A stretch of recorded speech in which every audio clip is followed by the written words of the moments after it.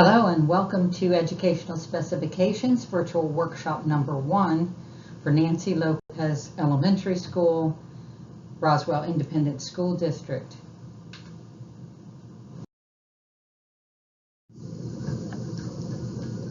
I'd like to start by introducing myself. I'm Molly Smith, your moderator and planning lead from ThinkSmart Planning, Inc. I'll be helping you through this planning process. We'll be looking at many materials virtually. We'll be responding in Survey Monkey workshop responses.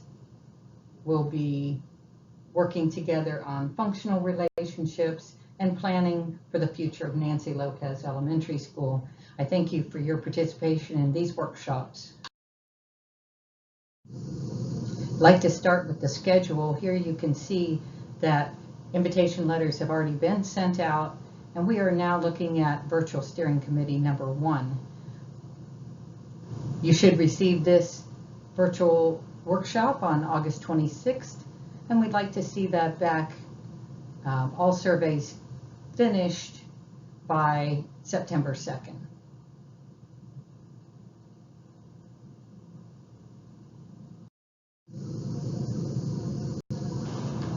On our next slide, let's talk about what educational specifications are.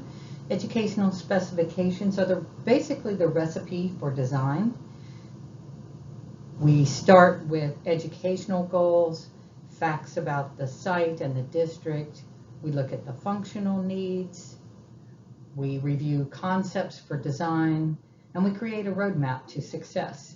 All of these ideas, though, are based around the community's visions, which is where you come in as a participant in this workshop.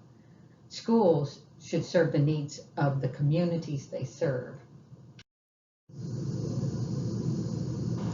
Our planning process normally would take place in person.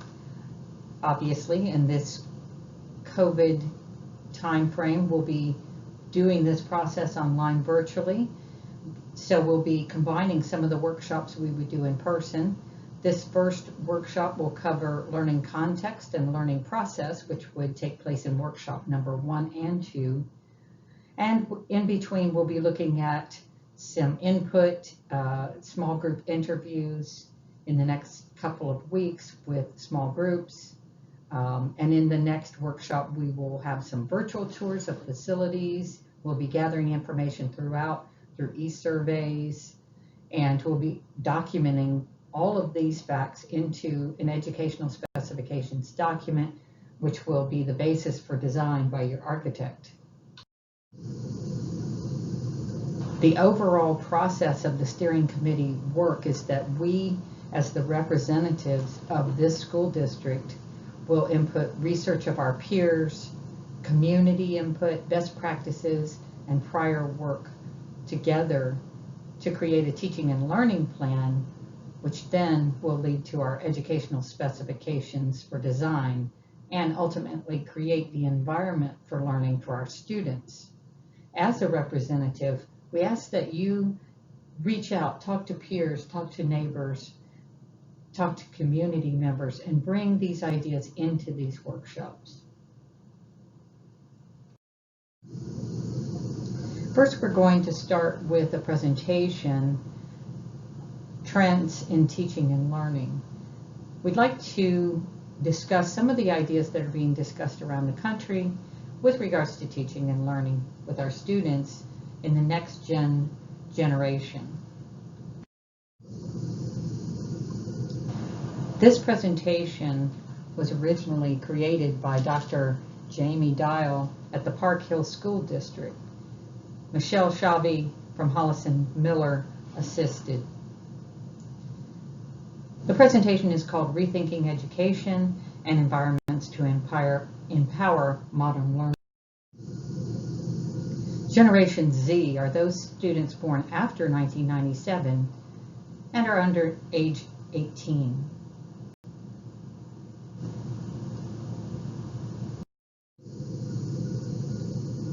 This generation is the first tribe of true digital natives. These students were born into the digital environment and are wholly comfortable in utilizing these devices in their learning. They are the most connected and sophisticated generation in history. They don't just represent the future, they're creating it. There has been an economic impact to this generation. Parents are used to instability, and even as we see in the last year during the COVID crisis, have a drive to be nimble. Students of this generation have watched their parents juggle work, home, working with students online, and a multitude of issues. These students are learning from that experience to be nimble. Today, 70% of teens are working entrepreneurial jobs. 60% of teens expect to have multiple careers by the time they're 30. 75% of teens say there's ways to get a good education besides going to college, yet 66% still go. 47% of teens say they're an expert at something. Truly, this is the we, not the me generation. With the technology tools at hand, students are more well connected than ever before and can work as a group on many projects. As we start thinking about ideas about this project, I would encourage you to unlearn or discard some of your previous information about what school is supposed to be from your memory. Many of us went to school in a classroom setting, desks in a row, definitely an industrial style education. We may have to overcome our old habits, uncovering and shifting our entrenched ways of thinking, effectively supporting change and discovering new ways to connect and collaborate. Often when we look at school planning, we'd like to just take the path of least resistance, to create what we knew before, what we went to school in, the experiences we had as we were growing up. Sometimes great intentions are only that, and in the face of challenge, fight or flight kicks in, and habits are hard to break. What should we do? We need to look at the pedagogical shift that our students will be undergoing. In order to reach deep learning, we may need to unlearn our old ideas and think about the new ways our students will be approaching the world in the future. We will need to let go and acknowledge our discomfort in some cases when we have uncertainty. But by doing that, we'll be creating new beginnings, opportunities for new efforts. How can we move forward? With psychological safety, acceptance of failure, rethinking our assumptions is critical, and by utilizing challenging, rigorous, and supportive communities. Any and all ideas in our workshop are welcome. At this point, we are brainstorming, thinking through ideas. None of the ideas have been put into the built form as of yet. Let's look first at curriculum. Curriculum today for students. Curriculum experiences are central. Students are learning by doing, and knowledge is distributed across the community. Students work with teachers as mentors rather than as authoritarian figures. When we look at the skills our students will need to have as they leave school and enter into the workforce, we realize that today's students will need to learn leadership, entrepreneurship, communication skills, digital literacy, global citizenship, problem solving, teamworking skills, and emotional intelligence. For this new generation, we need an updated approach. Here are some of the 4 C's that are 21st century skills. Communication, sharing thoughts, questions, and ideas and solutions. Collaboration, working together to reach a goal, putting talent, expertise, and smarts to work. Critical thinking, looking at problems in a new way and linking learning across subjects and disciplines. And creativity, trying new approaches to get things done, equaling innovation and invention.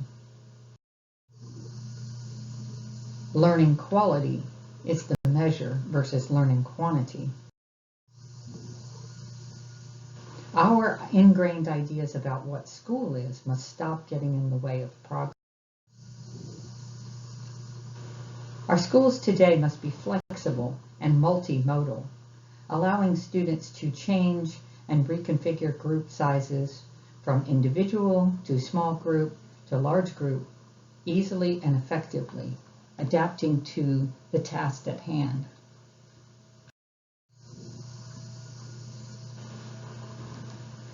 Classrooms and learning spaces must be flexible, utilizing spaces we previously thought as circulation or passing spaces, allowing students to work on individual studies or small groups, or reconfigure in small groups. Our classrooms can easily accomplish this through some new inventive technologies, flexible furnishings, flexible and movable technology, flexible wall systems.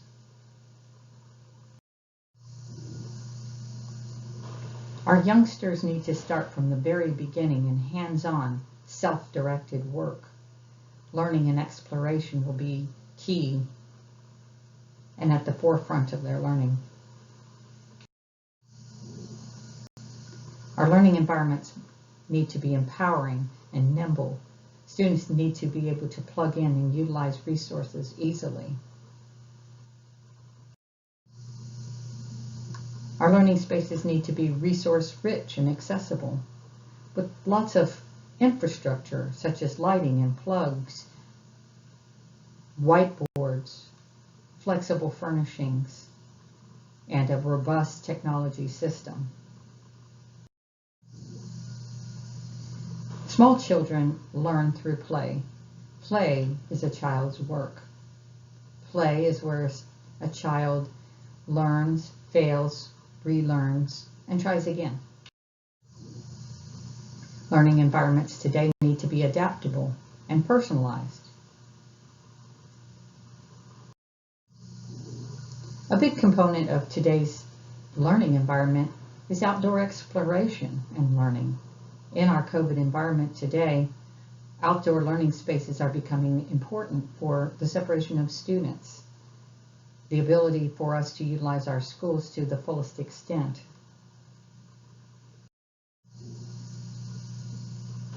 Students need a variety of outdoor exploration and learning experiences as they grow. And community connections are extremely important to our students. Health services, athletics, and after-school activities, fine arts and music, and parent connections.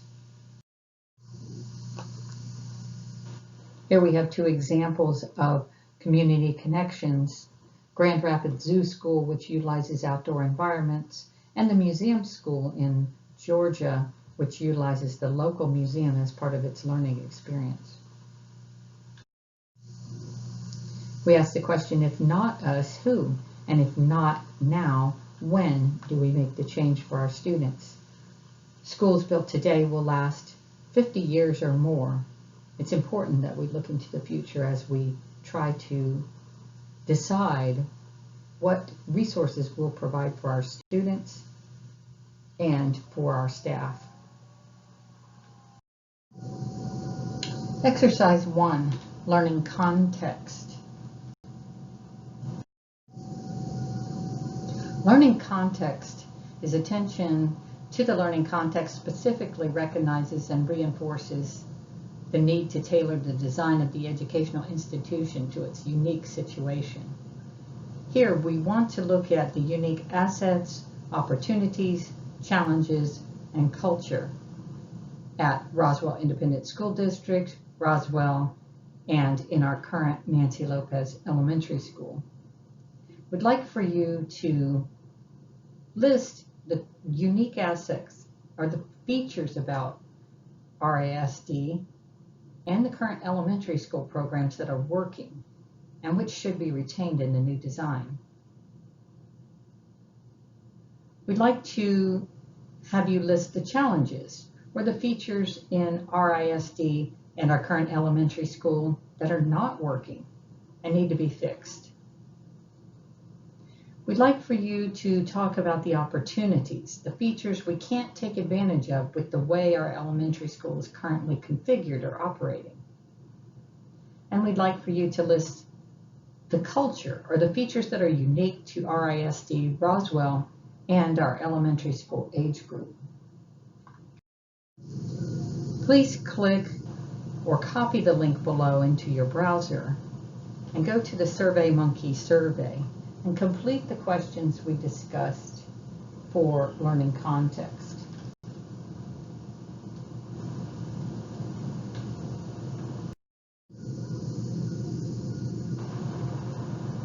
For learning process, we'd like you to watch a short video. Please click the link below to access the video or copy the link into your browser and come back to this slide when you finish. We'll be watching Sir Ken Robinson bring on the learning revolution.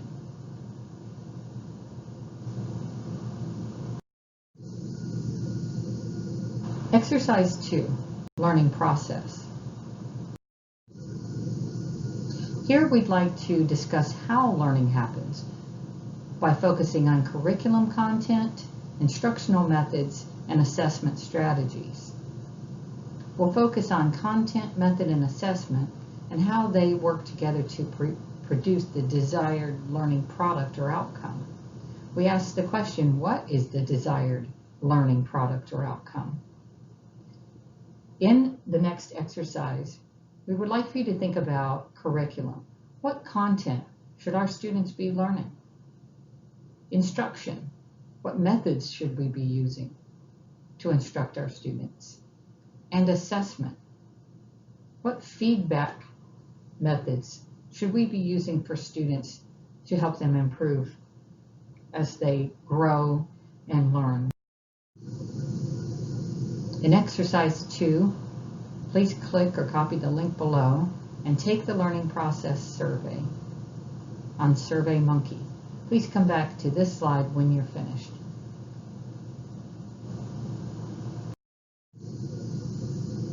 And this concludes workshop number 1. We thank you for participating. My name is Molly Smith. My email is listed below my name here. Should you have any questions, please feel free to contact me and we can discuss. Thank you so much.